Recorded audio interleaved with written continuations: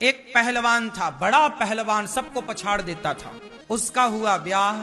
संयोग से उसकी पत्नी बहुत सुंदर थी, इतनी सुंदर थी कि वो धनुर्दास देख करके ना बेहोश हो गया। देखा ही नहीं इतनी सुंदर और मिल और गई। अब वो होश आया तो बिना पलक झपकाए पत्नी को देखता जाए। अब वो पति पत्नी दोनों प्रेम से रहने लग गए।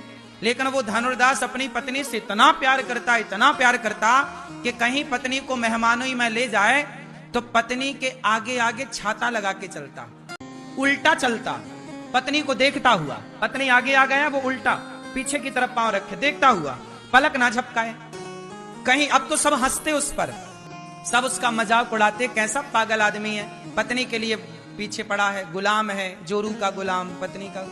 खूब उसको, पर वो बात पर ध्यान ना देता। तुम कहते रहो पर हमें तो प्यार है तो है। अब उल्टा चलता, एक पल के लिए पलक नहीं झपकाता। एक पल के लिए वो कहता कि मेरी पत्नी से सुंदर कोई है ही नहीं। कोई कहे धनुर्दास जरा भगवान को भी देख ले, अरे भगवान कोई मेरी पत्नी जैसे सुंदर थोड़ी है। कोई कहे कि उस स्त्री को देख कितनी, अरे वो थोड़ी मेरी पत्नी जैसी है। अब वो अपनी पत्नी को ही देखता और किसी को नहीं। बाजार जाए तो साग भाजी उसकी पत्नी खरीदे, वो साग को भी ना देखे। भोजन बनाए पत्नी तो चूल्हे के आगे उसने व्यवस्था कर रखी थी बैठने की। वो भोजन बना रही है, वो देख रहा। उसका काम था केवल उसे देखना, 24 घंटे उसे दे, एक पल के लिए अलग नहीं हुए। एक दिन क्या हुआ, ये घटना है दक्षिण की और ये सत्य घटना है। तो रंगनाथ जी के भगवान के बारे में सुना होगा आपने। रंगनाथ भगवान दक्षिण में गोदावरी नदी के तट पर रंगनाथ जी का बहुत बड़ा मंदिर है। वहां रामानुजाचार्य जी रहा करते थे। तो एक दिन रंगनाथ भगवान की यात्रा निकल रही थी। क्या निकल रही थी? यात्रा। रथ यात्रा नहीं होती, जगन्नाथ जी की रथ यात्रा निकलती है, ऐसे ही भगवान की कोई उत्सव रहा होगा तो एक यात्रा निकल रही थी भगवान जी की। उस यात्रा में उसकी पत्नी आई थी। तो पत्नी आई कि चलो, अच्छा पत्नी बड़ी भक्त थी, वो समझाती पति को कि आप हमें देखते हैं, लोग हंसते हैं, अच्छा नहीं लगता, हम मंदिर चल रहे हैं, भगवान को देखना। बोले तुम देखो भगवान को, हम तो तुम्हें देखेंगे। अब वो गया मंदिर तो पत्नी देखे भगवान को और वो छाता लगाए पत्नी पे देखे पत्नी को। सारे लोग भगवान को देख रहे हैं, यात्रा देख रहे हैं और वो देखे। तो रामानुजाचार्य जी की नजर पड़ गई, तो इनकी नजर पड़ गई धनुर्दास पर। तो इन्होंने अपने शिष्यों से कहा कि ये कौन है? तो उनके शिष्यों ने हंसते हुए कहा, गुरुजी ये पत्नी का गुलाम है, ये पत्नी कोई देखता है, फेमस है यहाँ, जोरू का गुलाम इसे कहते हैं यहाँ। अब देखो आचार्य, गुरु तो गुरु होता है। रामानुजाचार्य जी ने कहा उसको बुलाओ। बुलाए तो आया गुरुजी के पास, पर गुरुजी को नहीं देखा उसने। पत्नी आई, गुरुजी को प्रणाम किया, बोला प्रणाम करो, तो वो हाथ पीछे करके ऐसे प्रणाम कर लिया, नहीं देखा उसने। तो गुरुजी ने कहा अच्छा चल देख मत, कम से कम सुन, ये बता तू अपनी पत्नी को घर में देख, कमरे में देख, अकेले में देख तो बात ठीक भी है, तो सबके सामने ऐसे देखता है, लोग तुझ पर हंसते हैं, तेरा मजाक उड़ाते हैं। अच्छा, तो उसने कहा गुरुजी मेरी पत्नी बहुत सुंदर है, मुझे फर्क नहीं पड़ता कि लोग क्या कहते हैं, मैं बस देखूंगा, मुझे रस मिलता है इसे देखने, मैं इसको देखे बिना रह नहीं सकता। गुरुजी ने कहा अच्छा एक बात बता, तेरी पत्नी इतनी सुंदर है, यदि मैं तेरी पत्नी से सुंदर तुझे किसी से मिलवा दूं तो बोला धनुर्दास कौन है? बोले हमारे रंगनाथ भगवान। अच्छा, तो गुरुजी बताओ हमारी पत्नी से सुंदर है ना? वो बिल्कुल अनपढ़ आदमी था, भगवान के बारे में नहीं जानता था, क्या होते हैं भगवान, क्या होते हैं, उसका कोई दोष नहीं था क्योंकि वो सत्संग किया नहीं, जानते नहीं कि भगवान क्या होते। आज पहली बार गुरुजी मिले तो बताए गुरुजी कि भगवान बहुत सुंदर होते हैं। तो बोला अच्छा, तो क्या भगवान हमारी पत्नी से सुंदर हैं? भगवान बोले बहुत। तो बोले सवेरे की मंगला आरती में आना। लो भैया वो घर चला गया और सवेरा 4 बजा सवेरे का, तो वो चला। अब रामानुजाचार्य जी रंगनाथ भगवान के पास गए, भगवान से बोले सुनो प्रभु, वो धनुर्दास आएगा 4 बजे, थोड़ा सज धज के दिख लेना है, काला ऐसी न रहना जैसे हो, भगवान का विग्रह तो काला है ना। बोले यदि ऐसे ही दिखोगे तो वो कहेगा लो ये तुम्हारे भगवान है काला। हे प्रभु थोड़ा उसके लिए अच्छे बन जाना। अब रामानुजाचार्य जी ने भगवान से प्रार्थना, देखो गुरु का काम क्या है। पत्नी सवेरे 4 बजे आई, मंगल आरती का टाइम हुआ, भगवान से प्रार्थना रामानुजाचार्य जी ने कर ली थी कि प्रभु थोड़ा सज धज के आना। अब जैसे ही पट खुला, पट मतलब पर्दा खुला, और भगवान का जब प्रथम दर्शन भगवान अकेले में ले जाकर रामानुजाचार्य जी ने धनुर्दास को पकड़ा कि तुम आओ यहां। पत्नी यहीं खड़ी है, पत्नी भी खड़ी थी, दोनों खड़े। बोले एक बार अब पत्नी को ना देखकर सामने देखो। और ज्यों धनुर्दास ने देखा तो रामानुजाचार्य जी के कहने से भगवान प्रकट हुए, और भगवान श्रीमन नारायण जरा जो मुस्कुराए भगवान को देख करके, तो वो लिपट गया चरणों से भगवान के। जिसकी रचना इतनी सुंदर, वो कितना, जिसने तेरी पत्नी इतनी सुंदर बनाई धनुर्दास, जिसने तेरी पत्नी इतनी सुंदर बनाई, वो बनाने वाला विधाता देखा तो नजर नहीं हटी, लौट गया प्रभु अब हमें ना छोड़ो। तब रामानुजाचार्य जी के भगवान को प्रणाम किया, गुरु जी को गुरु जी आपने मेरी आंखें खोल दी। ये कौन है? बेटा ये भगवान है। तब फिर भगवान के बारे में सब बताई, दर्शन पहले कराया, कथा बाद में सुनाई। फिर प्रीति जागी, फिर दोनों पति पत्नी को रामानुजाचार्य जी ने वहीं रखा मंदिर में। और बाद में जब दोनों रहने लग गए तो रामानुजाचार्य जी के जो शिष्य थे वो साधु विरक्त थे, और ये दोनों ठहरे गृहस्थ। तो गृहस्थ और विरक्त, तो विरक्त साधु बोले कि गुरुजी ये हमारे बीच में ये गृहस्थ काहे रखा, ये धनुर्दास ठीक नहीं है, अब दर्शन वर्शन कर लिया, जाओ घर। रामानुजाचार्य जी बोले नहीं, ये यहीं रहेगा। तब कहा कि तो गृहस्थ है, हम विरक्त हैं। तब रामानुजाचार्य जी बोले हम कल बात करेंगे। अब धनुर्दास के भीतर इतना प्रेम जागा। देखो, जो पत्नी से प्रेम करता होगा वही तो परमात्मा से भी प्रेम कर पाएगा। जो पत्नी से प्रेम ना कर सका, जो मां से प्रेम ना कर सका, जब आपने किसी से प्रेम किया ही नहीं तो प्रेम होगा कहां आपके भीतर। तो धनुर्दास गृहस्थ में थे, गुरु जी ने रात, अच्छा धनुर्दास ना बड़ा आदमी था, रामानुजाचार्य जी ने रात के 12 बजे एक प्रोफेशनल चोर को बुलाया। और चोर को बुला, चोर मतलब वो चोर भी ना, पहले चोर था, अब वो भी बदलकर भक्त हो चुका था, पर था रामानुजाचार्य जी की मंडली में। पहले चोर, जैसे ये पत्नी का गुलाम था अब हो गया भक्त, ऐसे ही पहले चोर था, वो हो गया था सब छोड़ छाड़ के, तो उसको चोरी करने का आइडिया था। तो आज गुरुजी ने बोला तुम यहां आओ, आज तुम्हें चोरी करनी। अरे गुरुजी हम तो छोड़ चुके हैं। नहीं नहीं, हमारे कहने से जाओ। धनुर्दास सो रहा होगा, उसकी पत्नी बगल में सो रही होगी, तुम उसकी पत्नी के गहने चुरा के ले आओ।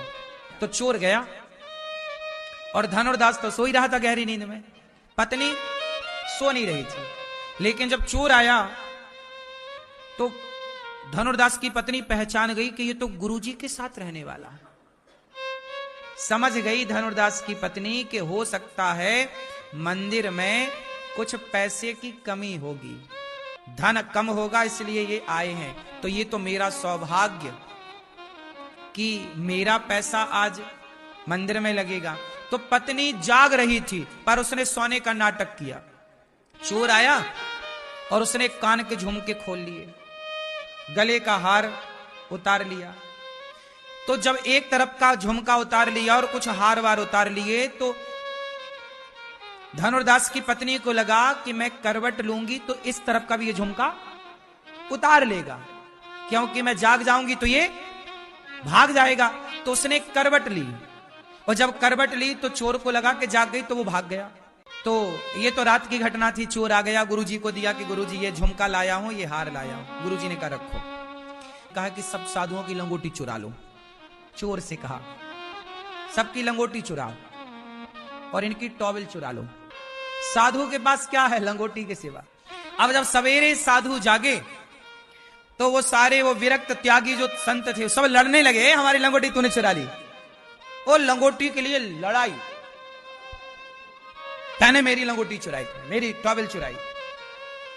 तब तक सवेरा हुआ तो धनुर्दास की पत्नी अपने सारे जेवर, सारा सोना, सारी चांदी, सारा पैसा थाल में रखा और लाकर गुरुजी के चरणों में रख दिया। गुरुजी, कल यहां से एक सेवक आया था, तो ये तो मेरा सौभाग्य है, मेरा पैसा इस मंदिर में सेवा में, भगवान जी की सेवा में लगे। भगवान से बड़ी संपत्ति क्या होगी? जिसका मन भगवान में लग जाए साहब, जो प्रभु को सर्वस्व मान ले। तुम पायो जी मैंने राम रतन धन पायो, राम को पाने के बाद क्या पाना शेष रह जाएगा, ये बताओ। फिर क्या कामना? क्या हुआ? जब पत्नी ने समर्पण किया कि गुरुजी ये सोना चांदी आप रखो, तब गुरुजी ने बुलाया अपने चेलों को, शिष्यों को, जो कह रहे थे कि ये तो गृहस्थ हैं, तो इनको क्यों रखे हो? तब गुरुजी ने कहा, देखो ये गृहस्थ में रहकर भी तुम साधुओं से ज्यादा विरक्त हैं, इसलिए आज से मंदिर की पूजा मैं धनुर्दास को देता हूं। तब रामानुजाचार्य जी ने मंदिर का पुजारी किसे बनाया? धनुर्दास। देखो कि तुम विरक्त होकर भी तुम अपना मन लंगोटी से ना हटा पाए, और ये गृहस्थ होकर भी अपने मन को सोना चांदी से हटाकर भगवान में मन लगा चुके हैं। ये योग्य है। जरूरी नहीं है कि आप साधु संत ही बने ना, सबसे श्रेष्ठ आश्रम है गृहस्थाश्रम। हम गृहस्थों का सौभाग्य है कि आपके द्वार पर साधु संत भिक्षा मांगने आते हैं, और हमको भगवान ने भिक्षा देने लायक बनाया। हम गृहस्थ भिक्षा देकर अपने जीवन को धन्य धन्य करते हैं कि आज हमको ईश्वर ने किसी साधु को भिक्षा देने के लायक बनाया। ये हमें सौभाग्य मिलता है, किसी साधु को यह सौभाग्य नहीं मिलता। साधु के घर साधु भिक्षा मांगने नहीं जाता, साधु सदा गृहस्थों के घर भिक्षा मांगने जाते हैं। इसलिए धन्य है गृहस्थाश्रम। नित्य भगवत कृपा से ओतप्रोत रहें। आज एकादशी की बहुत बहुत शुभकामनाएं आप सभी को। हर कामना को पूर्ण करने वाली ये एकादशी, आज एकादशी है, शायद आपका आज व्रत भी होगा। व्रत करने वाले लोग कम होते हैं, एक दिन के लिए भी रोटी नहीं छूटती।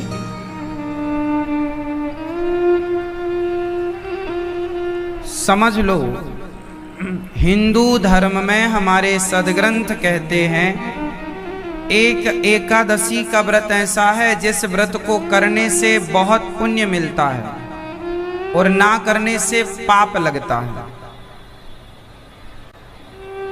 आप व्रत नहीं करते, महाराज जी हम नहीं करते, नहीं करते तो आपको पाप लग रहा है। एकादशी के दिन अन्न नहीं खाना चाहिए। इसके मैं साइंटिफिक रीजन भी बताऊंगा।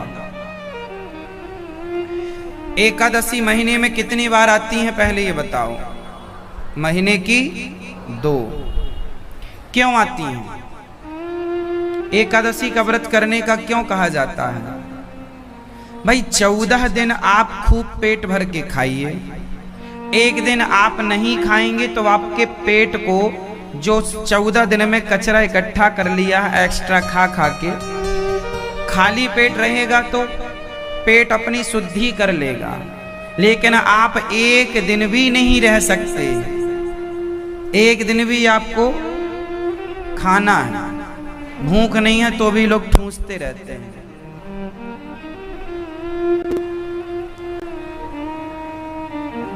महाराज जी हमारी दवाई चलती है, हम व्रत कैसे रहें? तो भाई साहब फल खाओ ना।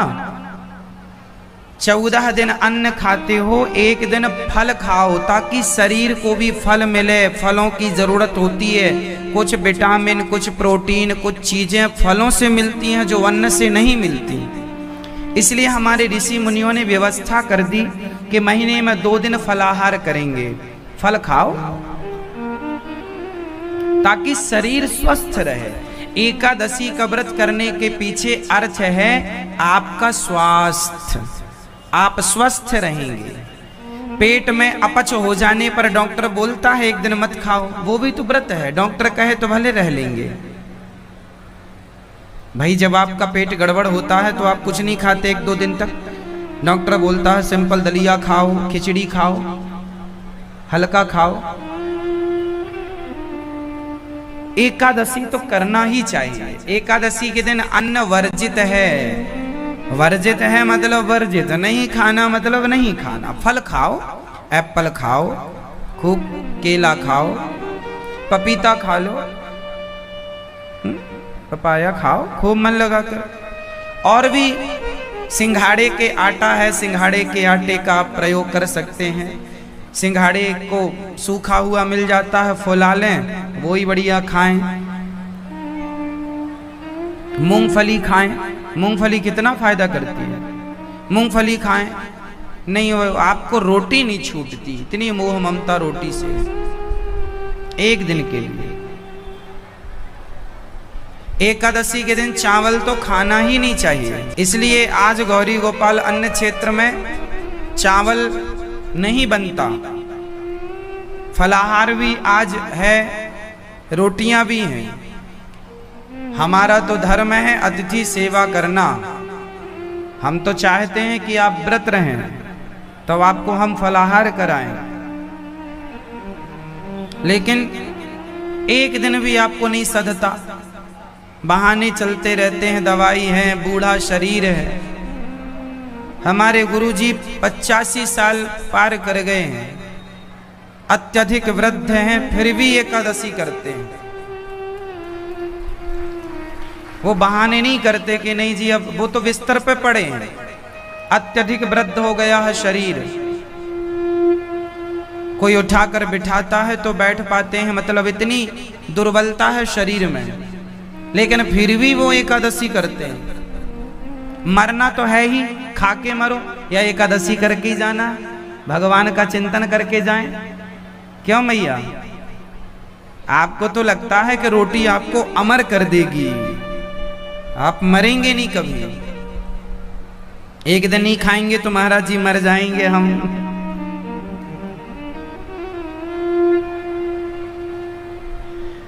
सनातन धर्म के आचरण को आप फॉलो करते नहीं है, इसलिए आपके जीवन में दुख आता है। आज की एकादशी जो व्रत करता है, एकादशी मतलब भगवान श्रीमन नारायण, आज कामिका एकादशी है।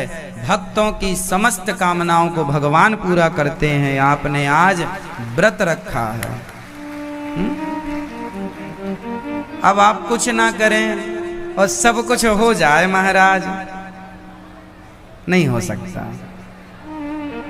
बिना त्याग के, बिना तप के कुछ नहीं मिल सकता, है ना। बाजार में आलू क्या भाव चल रहा है बताओ हमें, बोलो मेरी माँ। आलू क्या भाव है? 20 रुपए किलो। शक्कर क्या भाव है? टमाटर क्या भाव है? सोचो कि बिना भाव के आलू नहीं मिलता, टमाटर नहीं मिलता, बैगन नहीं मिलता, शक्कर नहीं मिलता, तो बिना भाव के भगवान कैसे मिल जाएंगे, ये तो सोचो। अब भाव ही नहीं है आपके अंदर। भाव होता तो एकादशी जरूर करते, भाव ही नहीं है। तो बिना भाव के किलो भर आलू कहीं मिल जाए तो मुझे लाके दे दो। बिना भाव के आलू मिलेगा? वो कहेगा भाई 20 रुपए भाव है तो 19 तो दे, 19 के भाव दूंगा, तेरे लिए 1 रुपए कम। तो भाई बिना भाव के किलो भर आलू नहीं मिलेगा आपको। बाजार में चले जाओ, आप मिल जाए तो बताना, मिलेगा? बिना भाव के आलू नहीं मिल सकता, तो बिना भाव के तुम्हें भगवान कैसे मिल जाएंगे? भाव बनाओ, भाव रखो। एकादशी वही करते हैं जिनका भगवान से सच्चा भाव है, प्रेम है, वही करते हैं। वरना आप कहो महाराज जी हम बहुत प्यार करते हैं भगवान से, पर एकादशी नहीं करते, तो ऐसा हो ही नहीं सकता। भक्त तो हमेशा वही करेगा जो भगवान को अच्छा लगता है। भगवान ये नहीं कहते कि तुम भूखे रहो, हम ये भी नहीं कह रहे हैं कि आप भूखे मर जाओ ना, भूखे ना रहो, अन्न ना खाओ, फल खाओ, अन्य चीजें हैं वो खाओ। और उस दिन तो भगवान में इतना डूब जाना चाहिए एकादशी के दिन कि खाने पीने से मन ही हट जाए, बस भगवान का चिंतन। 14-15 दिन काम करो, 14 दिन घर का, एक दिन भगवान को दो। महीने में 30 दिन होते हैं, 30 दिन में आप 28 दिन खूब काम कीजिए घर परिवार का, 2 दिन भगवान की सेवा में लगाइए। कृष्ण पक्ष की एकादशी और शुक्ल पक्ष की एक दिन एकादशी। एक जमाना था जब संडे की छुट्टी नहीं रहती थी ना, तब हमारे भारत में एकादशी की छुट्टी हुआ करती थी। किस दिन लोग, सारे हिंदू लोग घरों में पूजा, एकादशी के दिन दिया जला करके, भगवान का भोग लगा करके, पूजा करके खूब कीर्तन भजन करते थे। आज एकादशी है, समझ रही हो मेरी माँ? आप में से कितने लोग एकादशी का व्रत हैं? आज हाथ उठा लो जो हैं। जो नहीं है वो हाथ उठाएं। जो नहीं है, हमारा सवाल आपसे, क्यों नहीं हो एकादशी? क्यों नहीं हो आप? एकादशी क्यों नहीं की आपने आज?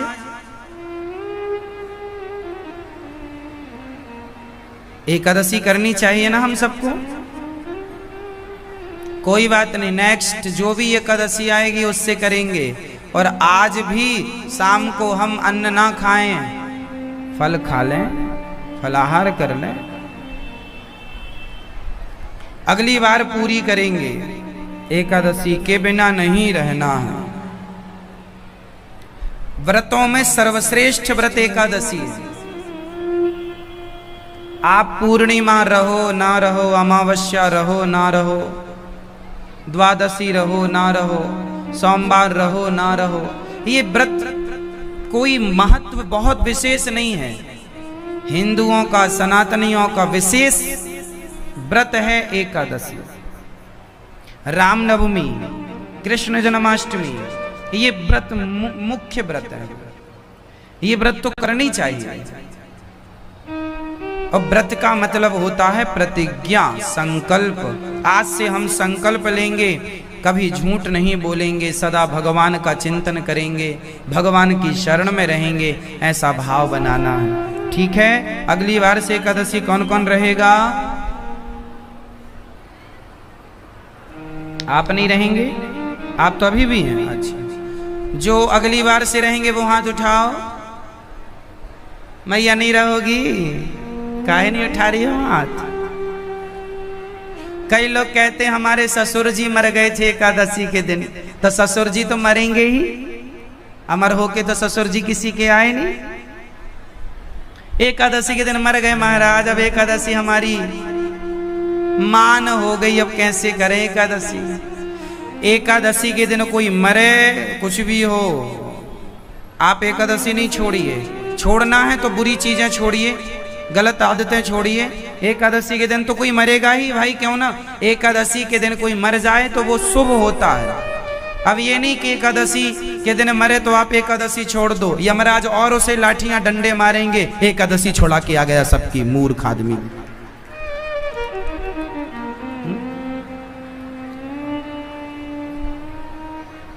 तो तुम्हारे पूर्वजों को लाठियां और पड़ेंगी। मरे तो मरे, हो एकादशी और छोड़ा के गए, पाप करके जा रहे हैं। क्यों जी? पाप कर रहा है कि पुण्य? इसलिए आप एकादशी के दिन मरे या द्वादशी के दिन, एकादशी छोड़नी नहीं है। मरना तो जीना, मरना तो खेती है। भगवान ने जैसे किसान ने फसल बोई, काट लिया, ऐसे हम ईश्वर की फसल हैं, बोते हैं, भगवान काट लेते। जन्म मृत्यु ये हम ईश्वर की फसल हैं, है ना? हम ईश्वर की कौन है? फसल है। जिनके बाल वाल पक गए हैं, ये सब पकी फसल है, अब कभी भी कट सकती है। क्यों मैया? पकी फसल है। किसान की फसल पक गई, अब पक गई, धान पक गई, गेहूं पक गई, तो अब कटने की तैयारी है। बोलो हाँ, पक गई ना। अब ये सब जितने पक गए हैं ये पकी फसल है। तो जितना पक गए हो आप लोग, उतना करीब हो जाओ भगवान के। कभी भी हार्वेस्टर चल सकता है, हाँ? कभी भी मौत का हार्वेस्टर आ जाएगा, कभी भी यमराज जी हार्वेस्टर लेके आएंगे। हार्वेस्टर जानते हैं, धान गेहूं को काटने की जो मशीन होती है उसे हार्वेस्टर कहते हैं। मैया, ओ पंचायती मैया, लड़ रही हैं मैया? अच्छा, महाभारत चल रहा है? अच्छा, कौन सा अध्याय चल रहा है मैया महाभारत का? कहाँ तक पहुंचा आपका महाभारत? कर लो मेरी माँ, घर में तो मिलता नहीं होगा, सास लड़ने नहीं देती होगी, वृंदावन में आए हैं, यहीं करो महाभारत। कुरुक्षेत्र ना चली जाना सेना लेके। सुनो ध्यान से, भगवान की कल कथा में हमने सुना कि भगवान का जन्म हुआ, जन्म लेते ही भगवान मथुरा से गोकुल की ओर चले।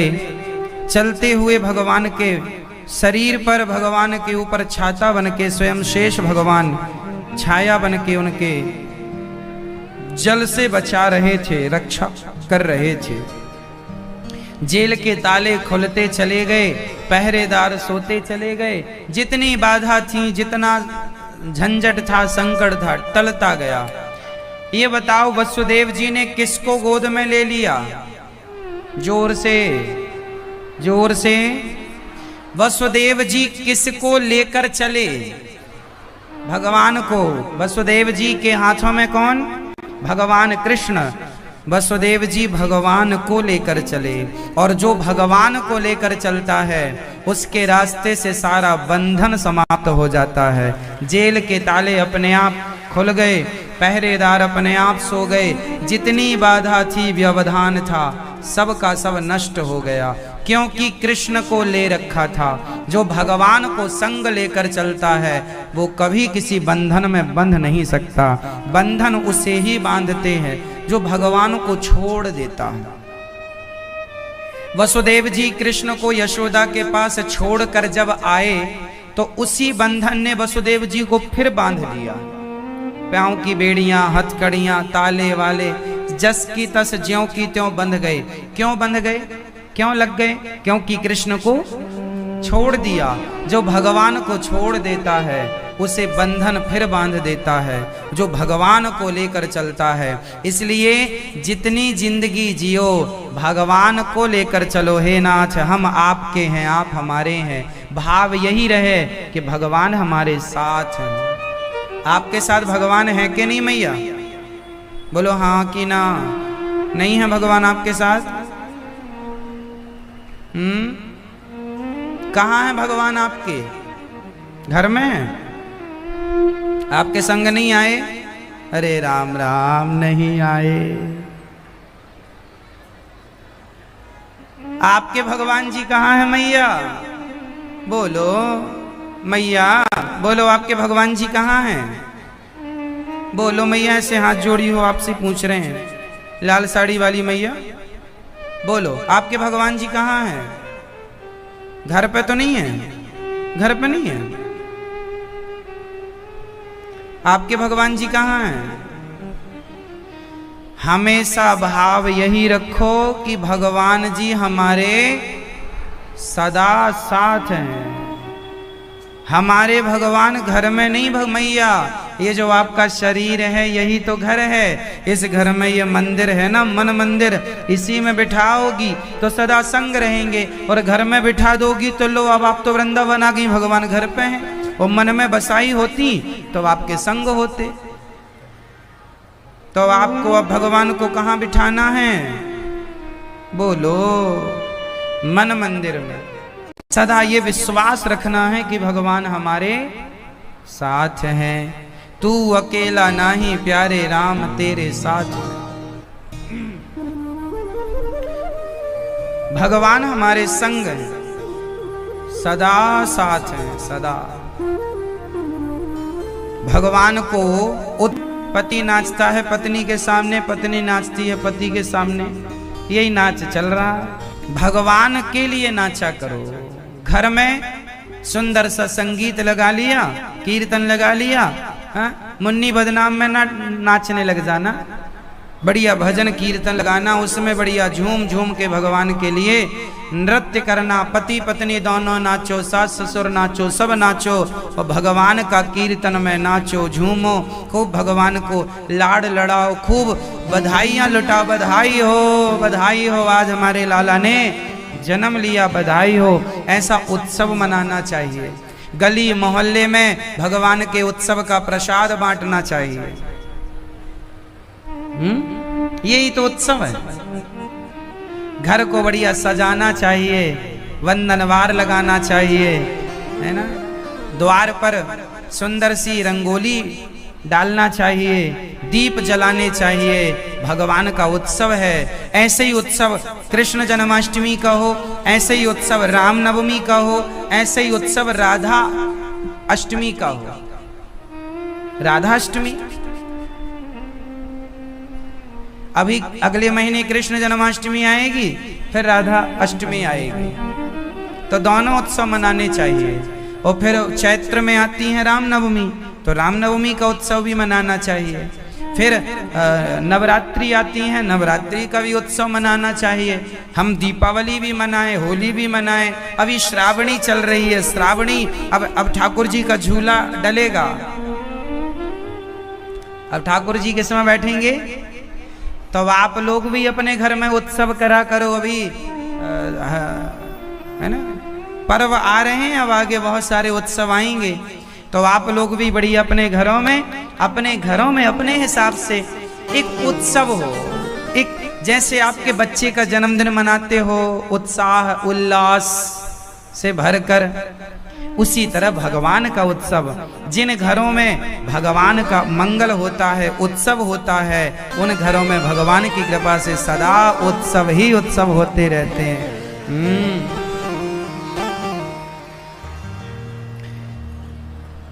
होली के समय, दीपावली के समय, ये श्रावणी चल रही है, खूब मनाना चाहिए। श्रावण की जो पूर्णिमा आएगी, इसमें तो हमारे श्रावणी में ब्राह्मण लोग अपने यज्ञोपवीत जनेऊ को इस महीने में सिद्ध करते हैं। श्रावणी में ब्राह्मण लोग अपने जनेऊ को सिद्ध करते हैं और सारे जनेऊ को भगवान को अर्पित करके तिलक चंदन लगा के और जनेऊ इकट्ठे रख लेते हैं। फिर इसी महीने में पूजन किया हुआ जनेऊ साल भर बदलते रहते हैं। मतलब जैसे पुराना जनेऊ हो गया तो उसे जब भी कोई उत्सव त्योहार आता है तो ब्राह्मण अपना यज्ञोपवीत बदलता है। जैसे सूर्य ग्रहण पड़ा, चंद्र ग्रहण पड़ा, इसके बाद यज्ञोपवीत बदलना चाहिए। हम लघु शंका गए और कान में लगाना भूल गए तो यज्ञोपवीत अशुद्ध हो जाता है, फिर बदलना चाहिए। तो साल भर में जितने यज्ञोपवीत बदलते हैं वो श्रावणी में, इस पावन से माह में सिद्ध किए जाते हैं यज्ञोपवीत। फिर वो पूजा के द्वारा, यहाँ यमुना जी में पूजन होता है, जनेऊ को यमुना स्नान करा के तिलक चंदन करके वेद मंत्रों से उनमें भगवान का आवाहन करके फिर यज्ञोपवीत धारण किया जाता है। तो यज्ञोपवीत आप घर पे भी धारण कर सकते हैं। घर पे भी धारण करने के नित्य कर्म पद्धति में पूरी विधि लिखी है ना, तो वो सब विधि अपने ढंग से लोग करते हैं। ये श्रावणी ब्राह्मणों का त्योहार है विशेष रूप से। भगवान को झूले पे बिठाना, झूला झुलाना, आप लोग भी बिठाया करो। ब्राह्मणों का त्योहार क्या है? श्रावणी, सावन भादों के जितने भी त्योहार हैं ये सभी लोग मनाते हैं, पर ये त्योहार ब्राह्मणों के त्योहार हैं। ब्राह्मणों को इनमें विशेष रूप से, ये आपके उत्सव हैं, आप इन्हें विशेष रूप से मनाइए। कृष्ण जन्माष्टमी मनाइए, राधा अष्टमी मनाइए, है ना, खूब उत्सव मनाइए, भगवान की सेवा कीजिए, 56 भोग लगाइए। झूलन महोत्सव में ठाकुर जी को झूले में बिठाकर झूला झुलाइए। ये उत्सव है ना हम सबके भारतीयों के। ब्राह्मणों का त्योहार है श्रावणी। क्षत्रियों का त्योहार क्या है? कौन बताएगा? क्षत्रियों का त्योहार होता है दशहरा। ये दशहरा है, ये क्षत्रियों का त्योहार है। वैश्यों का त्योहार होता है दीपावली, इसमें तराजू की पूजा होती है वैश्य लोग, और शूद्रों का त्योहार होता है होली। परंतु हम हिंदू लोग चारों त्योहारों को चारों लोग एक साथ मिलकर मनाते हैं, चारों लोग मनाते हैं।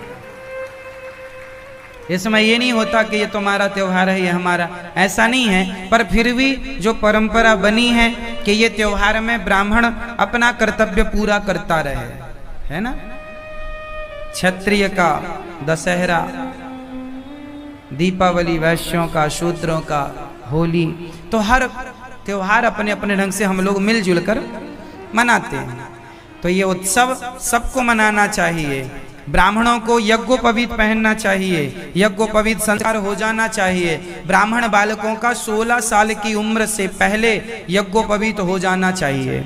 16 साल मतलब आखिरी वर्ष, 16 साल तक यज्ञोपवीत ब्राह्मण बालक का हो ही जाना चाहिए। क्षत्रियों का यज्ञोपवीत 21-22 साल तक की उम्र में हो ही जाना चाहिए। वैश्यों का यज्ञोपवीत 30 साल के अंदर हो ही जाना चाहिए। और शूद्रों का यज्ञोपवीत, जिसमें वो यज्ञोपवीत को गले में डालकर तुलसी का दाना डाल लेते हैं, तो शूद्र भाई कभी भी यज्ञोपवीत पहन सकते हैं, कभी भी आप अपना यज्ञोपवीत संस्कार करा सकते हैं। चारों वर्णों को यज्ञोपवीत पहनना होता है। शूद्रों को गले में आप ऐसा माला की तरह यज्ञोपवीत पहन लें, उसमें एक तुलसी का दाना 2-4 डाल लें, तो आप ऐसा।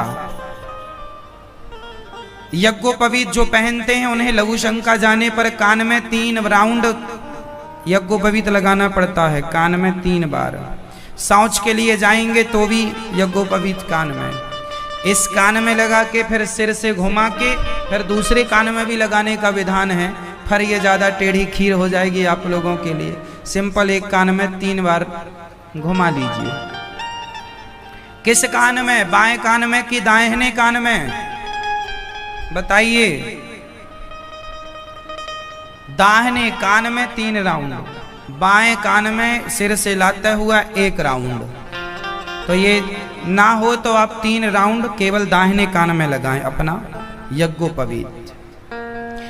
ब्राह्मण क्षत्रिय वैश्य को तो यज्ञोपवीत जरूर, शूद्र भाइयों को भी लगाना चाहिए। सबको तिलक सब लगाएं, यज्ञोपवीत सब पहने।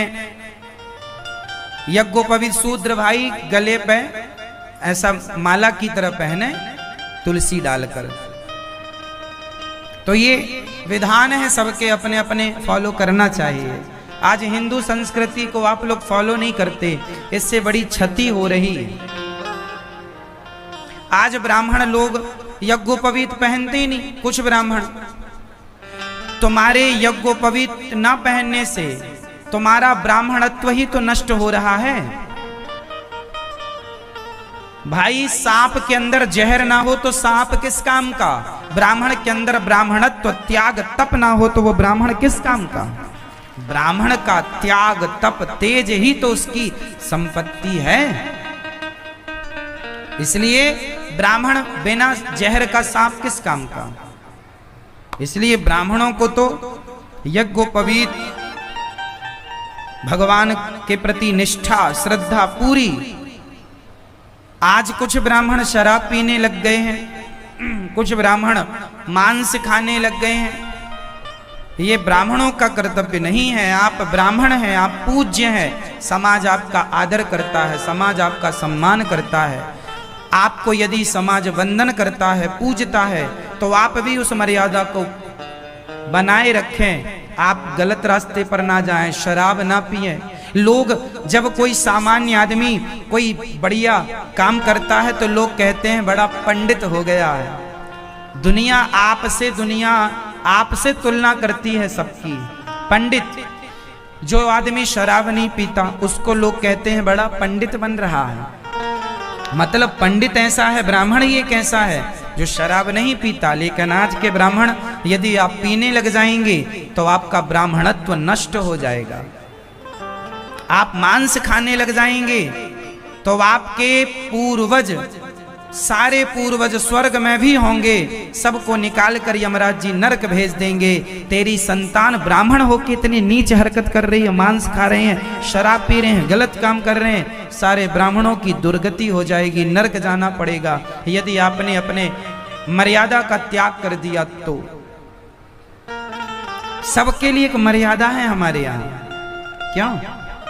ब्राह्मण के लिए क्या है मर्यादा, क्षत्रिय के लिए भी एक मर्यादा, वैश्य भी एक मर्यादा, शूद्र भी एक मर्यादा, सबकी एक अपनी अपनी मर्यादा है।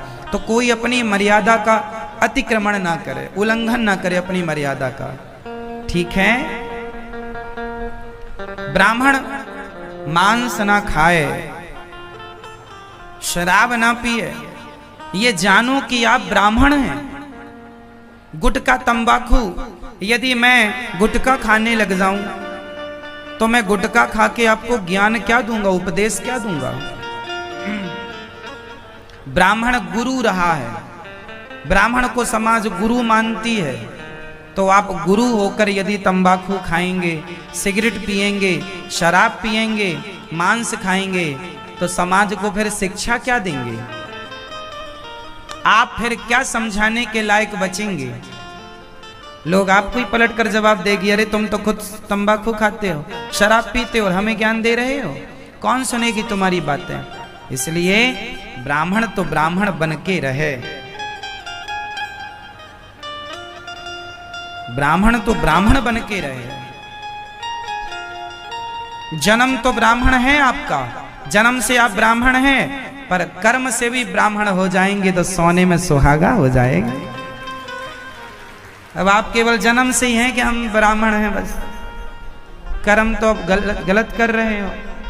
इसलिए जन्म को भी बचाओ और कर्म को भी बचाओ, कर्म भी अच्छे करो। क्यों मैया? हम जन्म से भी ब्राह्मण बने, कर्म से भी ब्राह्मण बने तो बुराई क्या है? जन्म से भी क्षत्रिय बने। सुनो, जो क्षत्रिय लोग अच्छे कर्म करते हैं उन्हें क्षत्रिय ब्राह्मण कहते हैं।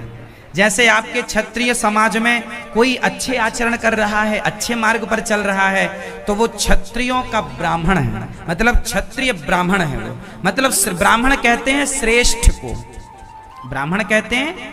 तो क्षत्रियों में भी कोई श्रेष्ठ हो जाए, सदाचार का पालन करे, सही रास्ते पर, तो वो क्षत्रिय ब्राह्मण है।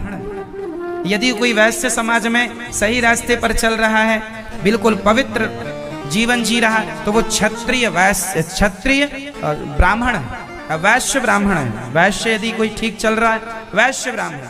और कोई शूद्र सही रास्ते पर चल रहा है, वो शूद्र ब्राह्मण है, मतलब शूद्र ब्राह्मण। वो अपनी समाज में जैसे उदाहरण समझो, ब्राह्मण में श्रेष्ठ ब्राह्मण हुए हैं सुदामा जी। ब्राह्मण में श्रेष्ठ ब्राह्मण कौन? कौन? सुदामा जी। और क्षत्रियों में श्रेष्ठ क्षत्रिय कौन हुए हैं? श्रेष्ठ क्षत्रिय स्वयं भरत जी। ब्राह्मण क्षत्रिय, मतलब ब्राह्मणों में भी ऐसे गुण नहीं जो भरत जी में। क्यों जी? मतलब आप इतने अनुशासित रहें कि ब्राह्मण भी कहें वाह आप तो पूज्य हैं, वंदनीय, ब्राह्मण भी आपको नमस्कार करें। क्यों जी?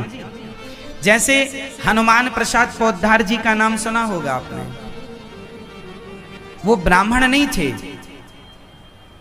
पर सारे ब्राह्मण उन्हें प्रणाम करते थे, क्योंकि वो श्रेष्ठ ज्ञानी थे, भक्त थे,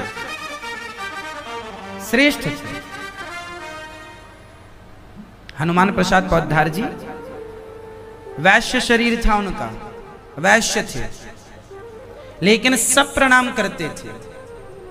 तो आप क्षत्रिय हैं और आप परम योग्य हैं, तो ब्राह्मण भी आपको प्रणाम करेगा, वाह आप परम योग्य, परम विद्वान हैं। आप वैश्य हैं, तो वैश्य में कौन भक्त बना, कौन पूज्य बना? धन्ना जाट, धन्ना धन्ना धन्ना पूज्य है, भक्त हैं। और शूद्रों में पूज्य कौन? श्री वाल्मीकि जी हमारे पूरे भारतवर्ष में हमारे जो सबसे परम भक्त, परम उदार हृदय, जिनका हृदय विशाल है, स्वयं जूता सिलते थे और जूता सिल के भगवान को इतना प्रसन्न करते कि भगवान उनके घर चावल और कढ़ी खाने आते थे। कौन? रविदास संत, जिन्हें हम रैदास जी कहते हैं, जो मीराबाई के गुरु हैं। मीराबाई के गुरु कौन? रविदास जी, रैदास जी मोची हैं। जाति क्या है उनकी? बोलो। जाति है मोची। जूता सिलने का पैतृक काम है, लेकिन वो अपने भक्ति और अपने कर्म से इतने श्रेष्ठ हो गए। बड़े बड़े पंडित, बड़े बड़े ज्ञानी जन संत रविदास को प्रणाम करते हैं। तो आप किस जाति के हैं फर्क नहीं पड़ता। आपकी जाति क्या है कोई फर्क नहीं पड़ता। आपके कर्म श्रेष्ठ हैं तो आपके उन कर्मों को समाज प्रणाम करेगी। आप ब्राह्मण होके आप गलत रास्ते पर चले गए तो लोग इसलिए तो प्रणाम कर लेंगे कि आप ब्राह्मण बालक हैं, पर गलत रास्ते पर चलेंगे तो कितने दिन लोग प्रणाम करेंगे, कितना सम्मान देंगे। आप ब्राह्मण भी हैं, कर्म से भी बन जाएं तो सोने में सुहागा। क्षत्रियों में भी आप श्रेष्ठ बनिए ताकि सब आपको नमस्कार करें और आपका सम्मान करें। बहुत लोग ऐसे हैं, अब जैसे मीराबाई क्षत्रिय है, मीराबाई कौन है, लेकिन आज सब लोग प्रणाम करते हैं मीरा को। मैं खुद प्रणाम करता हूं मीराबाई को। क्यों जी? हाँ या ना?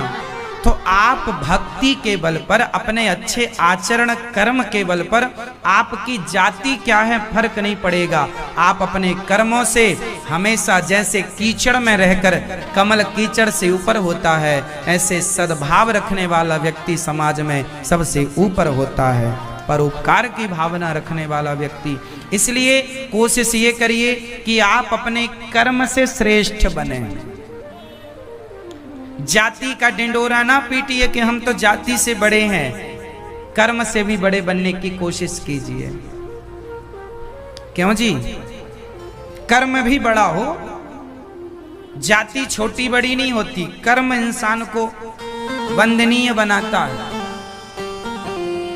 इसलिए आप अच्छे कर्म कीजिए, सदाचार का पालन कीजिए, समाज को जोड़ने की बात कीजिए।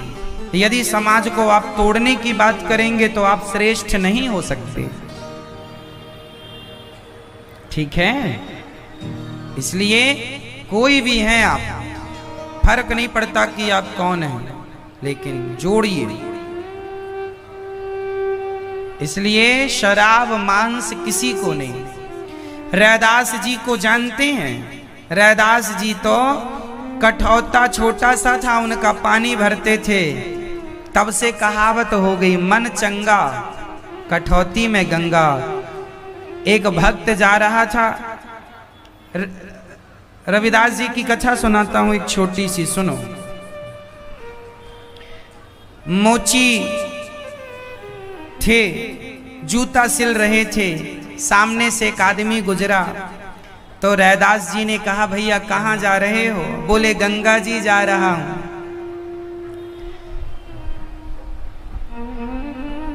तो रैदास जी ने कहा, रैदास जी ने एक सोने का कुछ आभूषण दिया छोटा सा, बोले ये हमारी गंगा मैया को भेंट कर देना हमारी तरफ से। वो चले आदमी, अब वो गंगा जी पहुंचे, उनको लगा कि सोना है, बेच के अपना काम कर लूंगा, कह दूंगा रविदास रैदास जी को के चढ़ा दिया। वो डुबकी लगाया तो गंगा मैया बोली, क्यों? मेरे भक्त ने जो मेरे लिए भेजा था वो कहाँ है? वो आश्चर्य से माने हाथ बढ़ा दिया, उसने निकाल के रख दिया। फिर गंगा मैया ने एक चूड़ी दी, सोने की चूड़ी दी। तो चूड़ी उसने, गंगा मैया ने कहा ये मेरे भक्त रैदास को दे देना। चूड़ी लेकर वो आदमी चला, अब उसके मन में कपट आ गया कि चूड़ी, उसे कैसे पता कि गंगा मैया ने कुछ दिया है, रैदास जी को कैसे पता चलेगा। अब वो आदमियों की बनाई तो थी नहीं, गंगा जी ने भेंट की थी।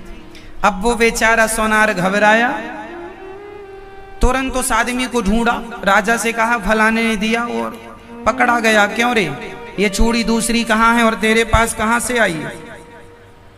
बोले गंगा जी ने दी। गंगा जी ने दी? क्यों, किसके लिए? बोले रैदास जी के लिए।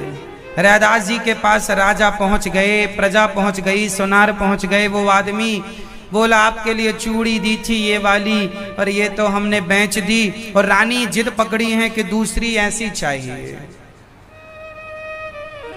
राजा बोले यदि तू सच्चा भक्त है तो गंगा मैया से बोलो कि दूसरी चूड़ी ऐसी दे, तब मानेंगे कि तुम भक्त हो, वरना तुम्हें ढोंगी मानेंगे। रैदास जी मन में बोले हे गंगा मैया, हमें कोई फर्क नहीं पड़ता कि ये हमें क्या सोचेंगे क्या बोलेंगे, पर आपको क्या जरूरत थी ये सोना चांदी देने की, हमें क्यों भिजवाया ही क्यों था आपने? तो गंगा मैया धीरे से बोली आपने भी तो भिजवाया था, तो अब भिजवाए हो तो एक और दो, नहीं ये आफत खड़ी है। रैदास जी ने कठौता, वहां पे उनका जो पानी भरने का चमड़े का होता, चमड़े के पात्र में पानी भरते हैं मोची लोग, वो चमड़े का पात्र था रैदास जी के पास। वो चमड़े के बर्तन में जो पानी भरा था उसी जल को हाथ में लेकर बोला हे गंगा मैया, यदि आप मुझसे प्रेम करती हैं, यदि मैं आपका पुत्र हूं, तो हे गंगा मैया ये चूड़ी दे दीजिए दूसरी। तुरंत उस कठौता से हाथ निकला और हाथ में माँ ने चूड़ी लेकर तुरंत दिया। सबने देखा, तब से कहावत हो गई कि मन चंगा तो कठौती में गंगा। रानी को चूड़ी दी गई, सबका अंधकार मिटा, सब रैदास जी की शरण में आए, सब रैदास जी से उन्होंने गुरु मंत्र लिया और सबने भगवान की प्राप्ति की। मीराबाई ने भी मंत्र रैदास जी से लिया, वस्तु अमोलक दी मेरे सतगुरु, करी कृपा अपनायो पायो जी मैंने, राम रतन धन पायो। यदि रैदास जैसा गुरु है तो वो किसी भी समाज का हो चल जाएगा, पर रैदास जैसी शक्ति और भक्ति हो तो, वरना गुरु ब्राह्मण ही होना चाहिए। अब आप कहें कि रैदास जी तो मोची थे, तो रैदास जी जैसा कोई होए तो आज सब प्रणाम करेंगे उन्हें। रैदास जी जैसे पहले बनो तो सही। नामदेव जी जैसे, नामदेव कौन थे? नामदेव आज हमारे भारत में जो दर्जी समाज होती है वो अपने आप नामदेव लिखते हैं। वो तो भक्त नामदेव जी बड़े भक्त हैं, विठल नाथ जी के नामदेव जी 27 बार दर्शन किया उन्होंने भगवान का प्रत्यक्ष। तो नामदेव जैसा कोई भक्त होए तो आज भी ऐसे नामदेव जैसे परम भक्तों को कोई भी समाज हो सब प्रणाम करते हैं, सब बंदन। भक्ति को प्रणाम है, जात पात से कोई लेना देना। आपकी जात क्या है हमें क्या करना, आपकी समाज क्या है हमें क्या करना, आपके अंदर भक्ति कितनी है, भगवान से प्रेम कितना है, हमें तो इससे मतलब है। ऐसा भगवान कहते हैं। भगवान को क्या चाहिए? अच्छी जात या अच्छा प्रेम? भगवान को क्या चाहिए? भक्त का क्या चाहिए? राम ही केवल प्रेम प्यारा, जान ले ये जो जान निहारा। हजारों भक्त हुए ब्राह्मण, हजारों भक्त हुए क्षत्रिय, हजारों भक्त हुए वैश्य, हजारों भक्त शूद्र, समाज में भी लाखों भक्त भये हैं। हर भक्त को प्रणाम है और हर भक्त अपने आप में श्रेष्ठ है। कोई भक्त छोटा बड़ा, भक्तों में कभी छोटा बड़ा नहीं करना चाहिए कि ये भक्त बड़े हैं ये छोटे हैं। नहीं जी, को बड़ छोट कहत अपराधु, छोटा बड़ा कहने से और छोटा बड़ा मानने से अपराध लगता है, ये अपराध होता है।